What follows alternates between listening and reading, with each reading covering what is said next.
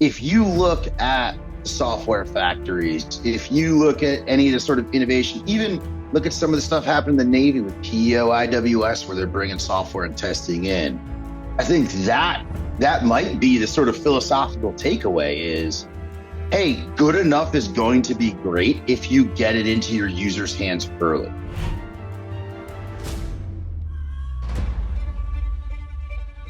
We talk about sort of that testing and evaluation, the ability to understand, the rigor, the robustness, the trustworthiness. I think there's sort of a litany of kind of terms du jour right now on sort of what is that human machine teaming sort of trust kind of architecture look like.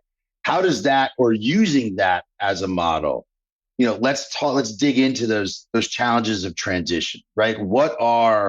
How should folks be thinking about transitioning autonomous software? How do we plan in and build in sort of trust from the beginning so that when we're asking a large, sort of more institutionalized organization, in this case, a program of record, to adopt something new, it's not necessarily perceived as risk, but we're making an ask and we're delivering in a form factor that's recognizable and consumable and then deployable to them? No, 100%. I mean, it's a great question. I think one thing is just stepping back from just trust specifically broadly as you think about the autonomy problem. There's some couple pretty basic first principles. I think one thing is, hey, don't get bogged down in definitions at the outset, focus on use cases. So for example, on the commercial side, you have very well-defined levels of autonomy from level 1, all the way onwards. And there's going to be this temptation, and you see it. Okay, let's just very rigorously, but really ultimately arbitrarily find the correlates for those in the defense side. But actually don't get caught up in the semantic debate. Think about what are the operational scenarios that you're trying to solve for, and figure out for those operational scenarios, if I plugged in a platform or I orchestrated a collection of platforms, what's that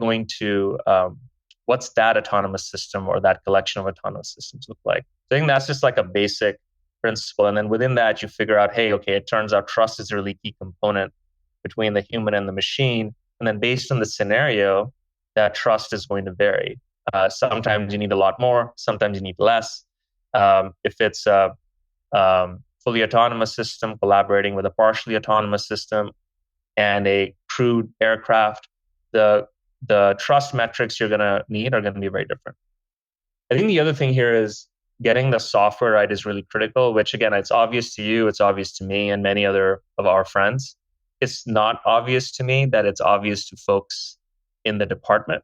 We're still used to thinking. They've never had to think about it, right? They haven't had to think about it. They're still thinking in terms of those large, exquisite hardware platforms. An autonomous platform just means the same hardware platform, but it's kind of going on its own. Yeah, but why is it moving on its own?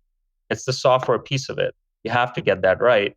Okay, but how do you determine what that looks like when you're developing your requirements, when you're thinking about how to evaluate it? It's fundamentally different. And that goes all the way into not just trust, but how you do T&E. And I think that's the other key. It's don't leave testing and evaluation till the end. It's way to the right across all these programs. You have to rethink how this is going to look like, because you're not going to have that system built perfectly and then tested at the end. It's going to happen. It's not how software is built anymore. It's not how software is built. It's going to happen incrementally. And look, it's good for you. You don't have to spend a ton of money upfront on this exquisite thing that then it doesn't work. And then you have, the too big to fail problem. No, you're doing it in modular components. You're building it. You're proving it. If it works, you ramp up the investment. If it doesn't, you ramp off. That's what makes sense. I think the last thought I'll add here is buy commercial when it makes sense. That it's not always going to make sense. There are all kinds of reasons where you want super custom tailored solutions. But at the end of the day, when it comes to autonomy, the commercial market is way ahead. You see this across the board. So learn from it, right? So if those platforms exist, find the right partners and vendors who can help you tailor that, deploy that against your requirements. Yeah, it's two things really stick out for me there. One is sort of pulling testing left. I think that is a like a philosophical change that we've got to drive through the department, and that iterative testing and testing often and testing early is not a bad thing and is not some sort of like drag coefficient on cost, schedule, or performance. It's actually the opposite, right? It's an enabler so that you can optimize across the three, and it allows for sort of micro tuning of those three throughout the life cycle of the program. Like that's a huge thing. And then the second part is, talking about trust, and we often talk about it in both an abstract and then a highly specific, like a metric that can be reported on. I think the challenge is across the government and across many different industries. It's not a dig at DoD or anybody. I think trust and autonomy right now is where like the congressional definition of pornography was like a decade or two ago, where folks are like, yeah, I'll know it when I see it. And you're like, okay, how do I quantify that? And like, what does that look like, standardized across the board? So when you look at sort of a fluid, kind of squishy, you could argue like the key metric for adoption is going to be something around, do they trust it? Will they use it? And a reticence or a procedural barrier to bringing testing in early. How do you reconcile across the two? Because if I was sort of king or queen for a day, right, I'd pull testing in and I'd bring those end users all the way through, because you're building adoption, awareness, buy-in, right? You're getting into sort of standard change management there. Without that, you're sort of got the X and the Y axis go real different directions. There's no sort of equilibrium. How do you reconcile that? Or how can the department start to reconcile that, I guess?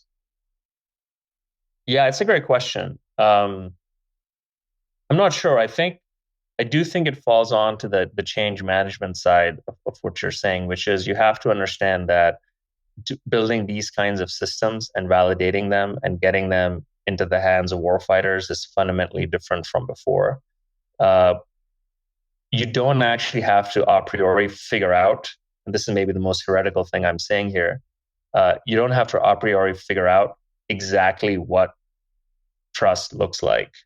It may be that by deploying it and by using the tools, you're actually going to figure, again, in low risk, low cost Yeah. environments, Oh, yeah. don't do like, massive investments, but do rigorous experiments. It might be that just by trying it out, you will learn that what warfighters trust is maybe different than what you thought it was. And then you have to decompose that and you have to learn from it. But I think that's the biggest thing. It's not going to happen on 6-year time cycles. You spend 2 years doing a bunch of studies, getting a bunch of folks to say, this is what trust matters to me. Another 2 years to do the budgeting process, another 2 years for contracting. By the time you get the system, who knows? Build in a couple CRs, and we're a decade away. So It's interesting though. I'll tell you though, what I heard you say wasn't super heretical, right? I heard get it into the user's hands, get it into your sort of like, your initial sort of personas, and then design and iterate, right? Like to me, I think that's heretical from a somebody sitting in a industrial age organization that's used to like everything is like hard R requirement coded in before we do the first thing. But if you look at the software factories, if you look at any of the sort of innovation, even look at some of the stuff happening in the Navy with PEO, IWS, where they're bringing software and testing in. I think that might be the sort of philosophical takeaway is, hey, good enough is going to be great if you get it into your users' hands early. Then you can build and you can iterate. Am I hearing that correctly? No, 100%. So I think two things. One is, I think, not heretical to you and me and to some of the organizations that you've described, but I'd sort of challenge to what extent this is accepted conventional wisdom in the department. Point taken. That's one thing. The other thing is the examples that you've cited, which I agree with entirely. What they've done is they've cleaved off the software problem from the hardware problem. And the fact of the matter is that the complexity becomes, inordinately more when we're talking about things like autonomy, where it's at the nexus of the two. Where really you're talking about software-defined hardware assets. And frankly, that's a hard problem across the board. It's a hard problem in the commercial side. We're still learning how to do this correctly and well. But at the end of the day, you're going to have to figure out not just, hey, is it getting like a nice UI UX into the hands of a warfighter so he can plan for his con ops effectively? It's, can he actually learn to like trust the machine using new kinds of software that is being updated all the time? Like, why is Tesla the global leader in autonomous systems, at least for now, or for on-road vehicles? It's not because they bolted software onto the hardware. It's because they re-envisioned the car as a mechanism for delivering software updates, right? So it's a different kind of problem that I think is objectively a hard problem, independent of the department. And then when you apply it against some of the It's even conventional, harder. it's even harder. Yeah. Yeah.